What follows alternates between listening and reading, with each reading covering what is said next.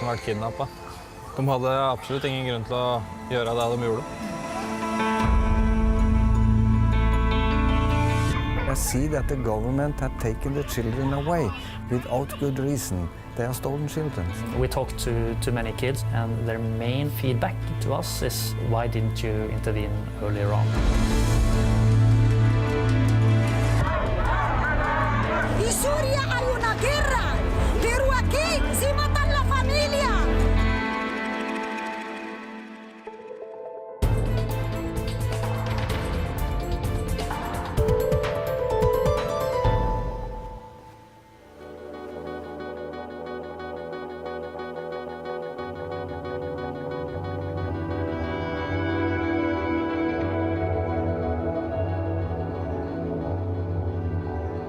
Norway has a dark secret that's tearing families apart.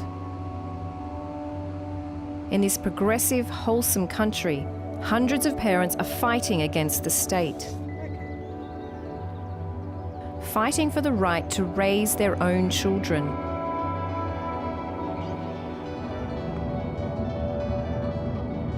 I'm on my way to meet a couple whose battle with this country's child protection services has changed their lives forever. Their babies were taken just hours after they were born. Men at man har gledet seg så mange måneder til å se. Natasha was due to give birth to twins. Og sang for dem, vi snakket til dem. Eric was about to become a new father. It was going to be one of the happiest days of their lives. Se de jentene, og vi hadde sett dem på ultralyd og kjent alle bevegelser i magen. But they were robbed of everything they had looked forward to when Norway's child protection service, known as Barnevernet, showed up at the hospital. Da jenten kom, så hadde vi det veldig bra og veldig koselig på sykehuset sammen med dem. I 4 timer før barnevernet kom inn og tok dem av seg. Og da var det rett og slett egentlig bare et helvete. Det tyngste var å komme hjem uten noen ting, og med så stor smerte. Og det er en sorg og et savn ingen kan forstå. So what reason did Barnevernet give for taking away the baby girls? De sa at jeg hadde en diagnose, at jeg var lettere psykisk utviklingshemmet, og overhodet ikke i stand til å klare å ta vare på. When Natasha was 13, her adoptive mother claimed she had a mental disability to get welfare payments. Barnevernet then used this fraudulent document against her. I starten var jeg veldig lei meg for at de brukte det som et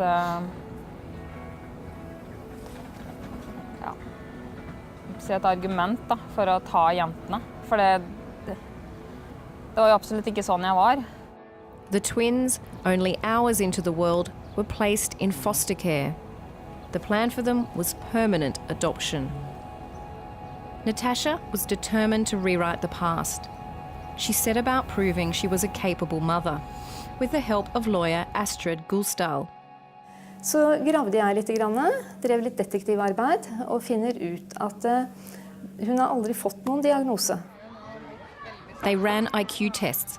The results were verified, and Natasha was diagnosed as having no intellectual disability. It would be 7 months before they knew the outcome of their case. There are many stories like Natasha and Eric's. About 1,500 children a year are removed from their parents. Between 2008 and 2013, emergency care removals increased by 70%. And while most of these are for valid reasons, a growing number of parents claim their kids were removed without cause.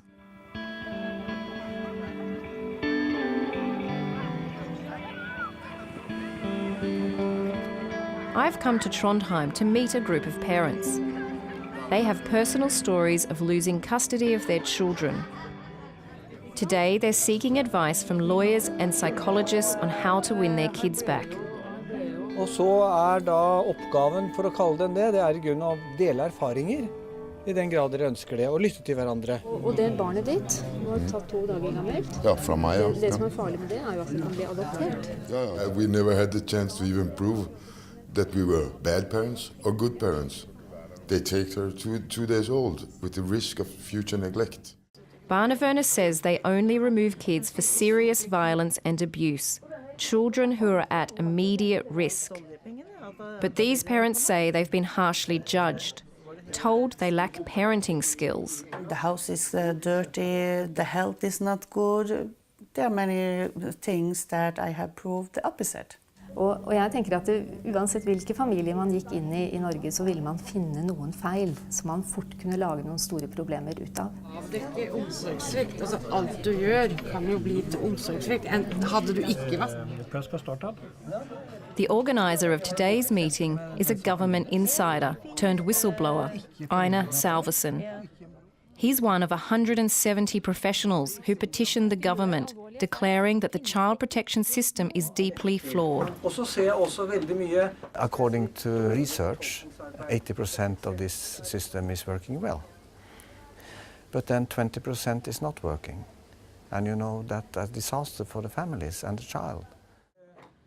He's worked as a consultant psychologist for Barnevernet and now for parents like these. I have had myself personal cases where I see that the government had taken the children away without good reason. It is traumatizing the children and traumatizing the family. So what shall we call that? They are stolen children, of course. It's not just small groups of disgruntled parents accusing the system of stealing their kids. In the last few months, the battle between parents and Barnevernet has gone global. A family of Pentecostal Christians had their 5 children taken away last November. Religious communities around the world rallied in support. We want your voice to be heard all the way to Norway. Give them back. Echoes of a stolen generation even resonated on the streets of Brisbane. Them back. The Bodnariu children were taken away because of alleged smacking in the home. Protesters argue it's another weak reason for taking children away. Stopp, barnebarn! Nok nok! Nok nok! Dere ser på mange folk har skadet her. Mange barn som borte og skadet. I Syria hay una guerra, pero aquí si matan la familia. Some families feel that racial intolerance is a big part of their experience. Other countries even accuse Barnevernet of stripping children of their cultural identity. The Czech president has lashed out at the Norwegian foster care system, comparing it to Lebensborn. That was the Nazi racial breeding program. I think the immigrants are particularly frightened about the child protection officers. They are more exposed to the child protection's interventions than other families.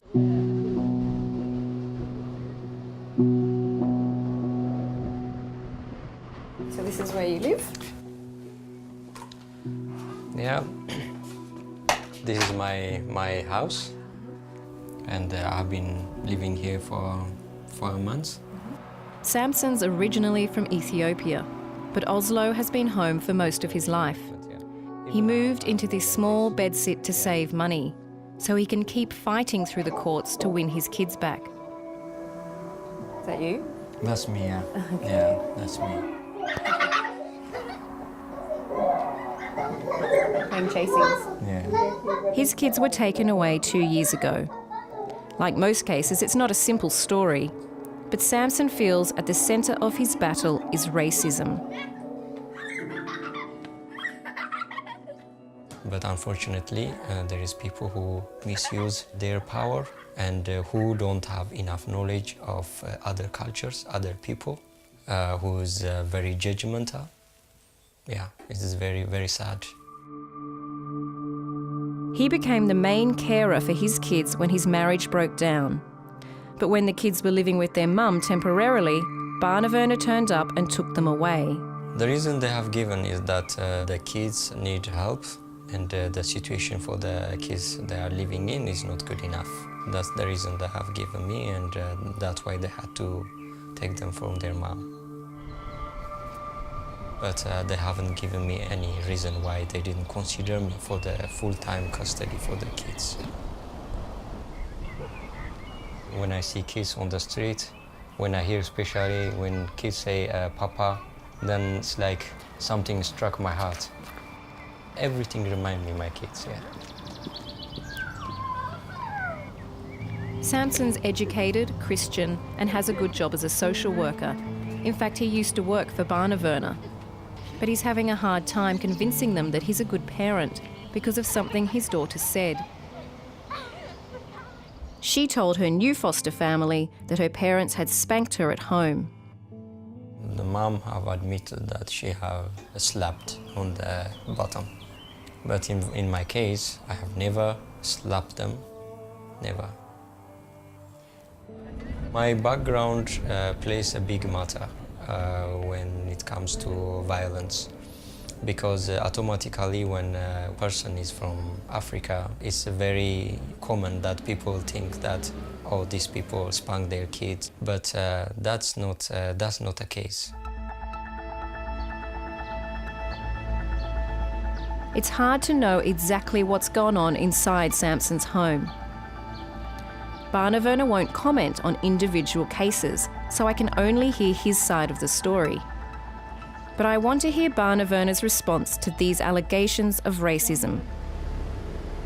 I get the opportunity to ask a regional head of the Child Protection Service, Gunnar Torresen. Gunnar! He's dropping in to meet with former foster kids. Hi. Hey, welcome. What we're hearing is that children are being stolen from their parents for cultural reasons. It's been said that Norwegian welfare is so hunting for foreign children. In Norway, it's unacceptable to punish children physically, even if you come from another culture. That doesn't mean that we sort of take away all children who are physically punished. But in my opinion, the allegations in international cases are wrong. These teenagers are discussing their thoughts on how to improve the child protection system. Mens vi har alltid tenkt på oss selv som de som var på en måte på barnas side, de som forsvarte barna. Gunnar accepts that the difficult process of removing kids isn't always perfect. I have no trouble understanding that it's the worst thing that can happen to you as a parent is that your child is taken away. And I do also understand that sometimes in this very difficult process we make errors. But I do believe, after so many years in this field, that the worst mistake that the child welfare does is sometimes we wait too long to take a child out, and they have been badly hurt. The young people that Gunnar has been talking to have lived through the child protection system.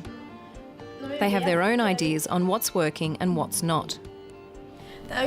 Det jo liksom grunnen til at veldig mange ganske sinte på barnevernet, eller har liksom, typisk år handler ganske mye om den der flyttingen, liksom hasteflytting. For at gjerne så kommer det politi, og det blir fullt kaos, og du vet ingenting. These guys are now part of an organisation called The Change Factory. Their mission is to give children a voice by sharing their experiences and knowledge with policymakers. They feel in the current debate too much focus is given to what parents say. For veldig mange ganger sånn, det husker jeg selv også, så visste jeg ikke hvilken mulighet som fantes der ute. Sant? Hjemmet mitt var hjemmet mitt. Sant? Og hvis jeg sier at jeg ønsker å flytte, så har jeg krav på det. Sant? Jeg må få lov til å flytte hvis jeg ikke opplever mamma og pappa som gode. Og jeg tror ikke det en av de 3 tingene voksne først og fremst vil si når de sier det som galt med barnevernet, så kanskje ikke det de vil si at dere samarbeidet ikke nok med barna, de samarbeidet ikke nok med oss, men det faktisk et barnevern. These kids say it was right to move them out of home, away from abuse, neglect or violence, and say they've only heard the same from other foster kids. Violence is a serious and common reason for removing kids, but one of the grey areas seems to be the issue of spanking. Norway is listed as one of 42 countries where spanking is illegal. Australia is not on that list. Spanking refers to any sort of physical punishment. Barnevernet says it would have to be very serious for them to take kids away. In Norway, children are not being placed under emergency decisions due to slapping or things like that. We're talking about severe deficiencies. We are talking about children who are at an immediate risk. But psychologist and Barnevernet whistleblower Einar Salvesen says he's seen it work very differently. In Norway today, the situation is like this, that if you spank your child will be or can be removed permanently from you, and you will see him twice a year. 2 hours under strict conditions. Or maybe 4 times a year, if you are lucky. Og det legges alt for liten vekt på prisen det å ta et barn ut av et hjem. New parents Natasha and Eric had their twins taken 4 hours after they were born. The case was dropped and they just got their twins back after 7 months apart. Ikke sant? Vi har mistet mye tid med jentene. Det 7 måneder, og det ganske lang tid da. Og det liksom de første leveårene til jentene til barna som veldig, veldig viktige, og det... Hopper seg gåsa, danser seg revet, så hopper vi, så danser vi, setter vi oss på huk. 1, 2, 3! Jenten har vært kidnappet, og barnevernet bør si unnskyld. Det folkeskikk å si unnskyld når jeg har gjort noe gærlig, og da alle vet at det noe gærlig. They might have their children back, but their parenting skills are now under observation. It seems like a happy ending, but I'll find out later there's more heartache to come.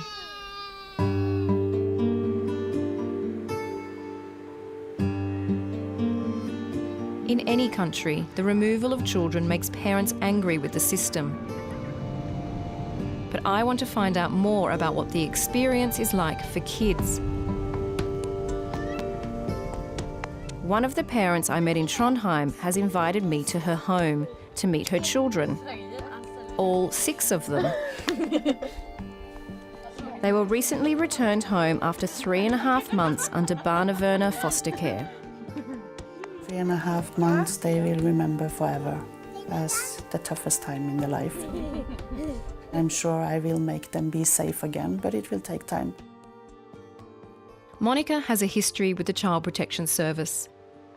As a single mum, they've checked up on her over the years. But last November they showed up suddenly, taking the 2 youngest kids from home and 3 of her children from the classroom. They just took the children and no warning about it, and then you are left alone. On the same day, Monica called her eldest daughter, 16-year-old Lindita, and told her to run away, to escape Barnevernet. My mom said run. So I was running, I was jumping on a trailer and he was driving to Poland. I was trying to call Janita and she answered the phone when they was sitting in a locked room. And I just heard her screaming. And it was really hard because then someone was taking the phone from her hand. And the last thing I heard from her was that she was screaming. It was a very hard time with only crying every day.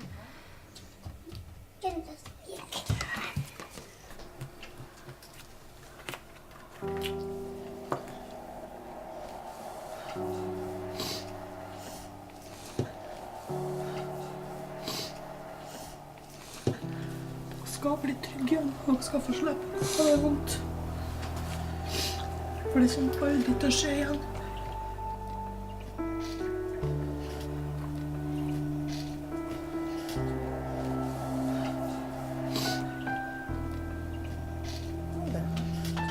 Barnevernet did never go to my children and ask, how are you? What do you want? Do you need anything? Nothing. You are supposed to listen to children. And the children say, we want to go home. We want to go to mommy. The kids were split up between 3 different foster homes. They'd never been separated from each other or their mum before and could only see her once every 2 weeks in supervised visits. This is iPhone footage of Monica and 2 of her girls on one of those visits.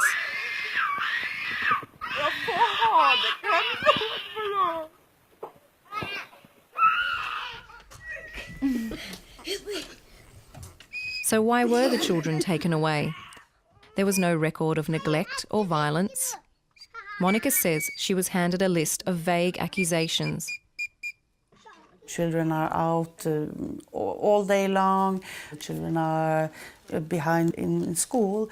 And they were saying that the doctor had said that I am mentally sick to even take care of myself. But they are normal, happy, good, clever children. Let it go, let it go, and the star not go. Here I stand. With the support of her doctor and the school, Monica disproved every allegation made against her. And the case was dropped.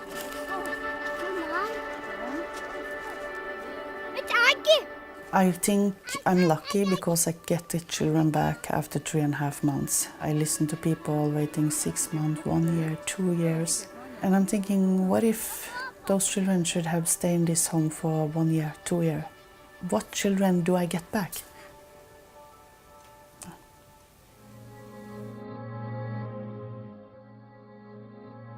Barnevernet has a difficult line to walk. Remove kids too swiftly and without all the evidence, they are then accused of stealing children. Wait too long and they are then accused of leaving kids in harm's way. But some say there's a bigger issue at the heart of this debate, that without change it could quickly become a dark period in Norway's history, much like the stolen generation in Australia. Just a couple of days ago, there were protests from parents saying, "Stop Barnevernet, they've stolen my children." What do you respond to those allegations? It's not easy to lose the custody and the daily care of your own child, so you have to look at this in that context. But I can't comment on any of the individual cases beyond that. This case is not about the parents and what kind of noise the parents make and how loud they complain. The focus is always on the child and the best interest of the child. Can you respond to allegations that Norway's Child Protection Services removes children for flimsy reasons? What I can say about this is that we have a good court system in Norway, which is based on principles of a fair trial. We talk to many kids who have had a history in the child welfare services, and their main feedback to us is, why didn't you intervene earlier on? So that's the other side of this story.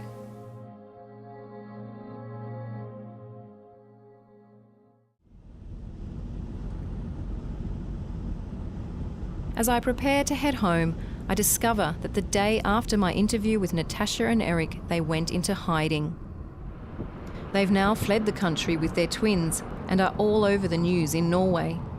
De siste ukene har politiet I Asker og Bærum drevet en omfattende etterforskning.